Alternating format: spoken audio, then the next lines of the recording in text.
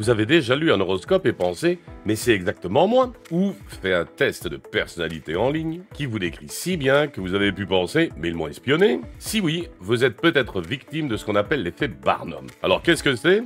Eh bien, restez bien avec moi jusqu'à la fin, car ce que vous allez découvrir va peut-être changer votre perception de vous-même et des autres. Imaginez un spectacle de cirque où chaque numéro semble spécialement conçu pour vous. Eh bien, c'est un peu ça l'effet Barnum. C'est un biais cognitif qui nous pousse à croire que des descriptions vagues et générales de personnalité s'appliquent spécifiquement à nous, comme si un horoscope générique devenait une prophétie personnelle. Intriguant, non ? C'est en 1948 que le psychologue Bertram Forer a fait passer un test auprès de ses étudiants. Il leur a fait passer un test de personnalité. Oui, il leur a remis une analyse soi-disant personnalisée. Mais en fait, c'était pas ça du tout. Qu'est-ce qu'il avait fait, notre Forer ? Il est allé chercher les horoscopes du journal du quartier, il a fait un mélange de tout ça, et il l'a remis à ses étudiants. Et donc, tous ont reçu le même, pas une analyse personnalisée, tous le même horoscope. Enfin, ceux qui croyaient être plutôt une analyse de leur personnalité.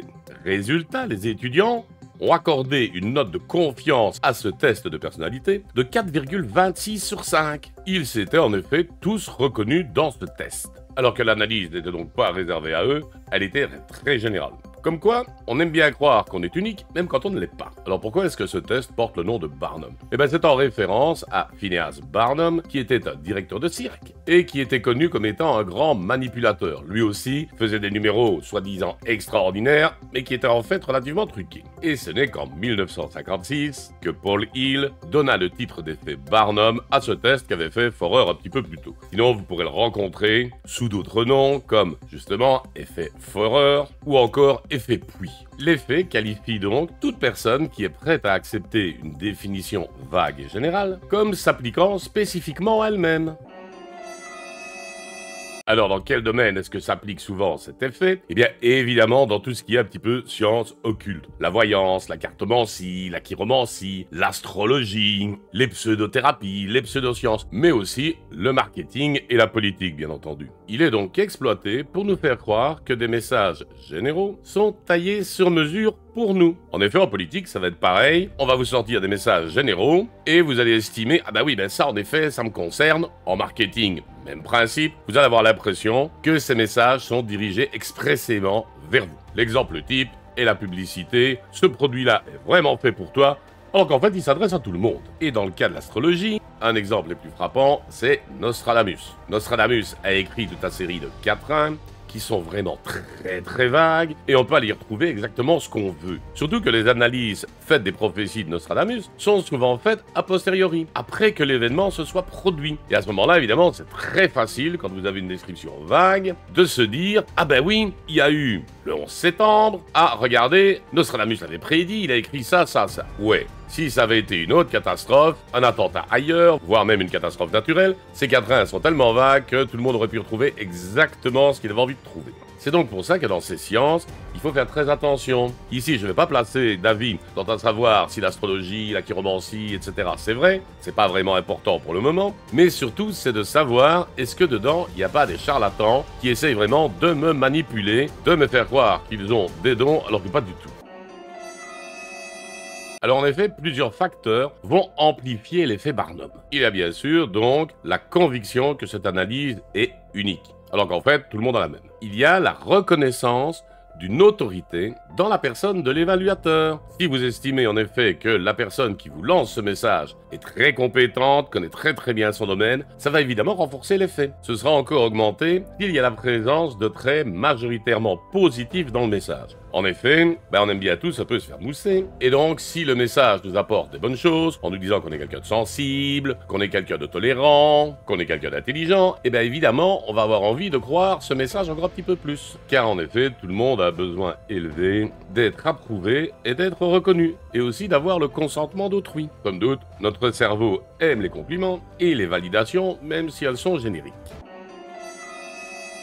Alors bien sûr, l'effet Barnum s'appuie sur d'autres mécanismes cognitifs. Il y a le fait de combler le vide. Notre esprit a tendance à compléter des descriptions vagues avec ses propres expériences. Donc on va remplir un peu les vides. Si c'est général, je vais y apporter un petit peu mes éléments et je vais m'arranger pour que ce soit positif pour moi. Et on va bien sûr essayer de projeter nos qualités sur ces descriptions générales. On va essayer donc de s'y retrouver. Je vais dire, ah bah oui, moi je suis comme ça. Ah bah oui, il a raison, moi je suis comme ça. Ce qui conduit à ce qu'on appelle le biais de confirmation. Qu'est-ce que c'est que le biais de confirmation? Eh bien, c'est la manière qu'on a d'accorder plus de poids aux arguments qui vont dans notre sens qu'à ceux qui vont à l'opposé. Quand une personne sera confrontée à un sujet controversé, elle aura tendance à aller lire des sources qui confirment son point de vue, plutôt que d'aller lire des articles qui la contredisent. Je ne vais pas rentrer en détail dans le biais de confirmation, ça fera l'objet d'une autre vidéo, restez à l'affût. Mais donc, ce biais de confirmation est là pour renforcer l'effet Barnum. On a tendance à vouloir accepter ce qui va dans notre sens plutôt que ce qui va à l'opposé de nos opinions. Et enfin, une autre mécanique qui entre en ligne de compte, c'est le désir que cet énoncé soit vrai. On va accepter plus facilement les énoncés positifs, même s'ils sont vagues. Alors, si l'effet Barnum peut sembler inoffensif, il peut bien sûr être utilisé à des fins de manipulation. Il peut nous pousser à croire en des analyses ou des services payants, ou à adhérer à des projets ou à des croyances totalement infondées. Et ceci peut amener des gens à souscrire à des comportements sectaires. On va leur faire croire certaines choses, et c'est la porte d'entrée pour adhérer à une secte, etc. D'ailleurs, restez à l'écoute de la chaîne, abonnez-vous, ou venez me dire bonjour de temps en temps, parce que les sectes, je vais en parler très bientôt. Donc de nouveau, dans ce cas, il est essentiel de développer votre esprit critique et vos capacités d'analyse. Et le concept d'effet Barnum est souvent mis en relation avec ce qu'on appelle le haut potentiel intellectuel, donc le fameux HPI. Car en effet, des descriptions vagues et générales de ce qu'est un HPI vont conduire certaines personnes à s'auto-diagnostiquer HPI, ah moi je suis comme ça, ou à estimer que leur enfant, leur frère, etc. est HPI, alors que non, ils ont lu une définition totalement générale qu'ils ont associée au cas particulier d'eux-mêmes ou de la personne qu'ils considèrent HPI. Et ce, sans passer un test scientifiquement validé. Alors comment est-ce qu'on peut éviter les pièges de l'effet Barnum? Eh bien évidemment, comme toujours, en développant son sens critique, en questionnant les généralités de la description. En effet, c'est trop général, ça pourrait s'adapter à tout le monde. Je ne dois pas le prendre spécifiquement pour moi. Vérifiez également les fondements scientifiques des analyses. Est-ce que ces faits sont une méthode qui a vraiment été éprouvée, ou est-ce que c'est fait par le premier guignol qui est allé s'acheter un jeu de tarot la semaine dernière? Et bien sûr aussi, méfiez-vous des intentions des personnes qui vous fournissent ces analyses, ces informations, etc. Qu'est-ce qui peut leur être profitable dans cette situation? Ils essaient de vous vendre quelque chose, ils essaient de vous faire adhérer à quelque chose. Vérifiez que ce n'est pas simplement pour vous complimenter. Donc en somme, il faut prendre du recul, apprendre à bien se connaître et pas se laisser berner par des idées générales. Mais l'effet Barnum nous rappelle que notre désir de nous sentir unique peut nous rendre vulnérables à des manipulations. Alors prenez du recul et ne vous laissez pas berner par des descriptions trop vagues.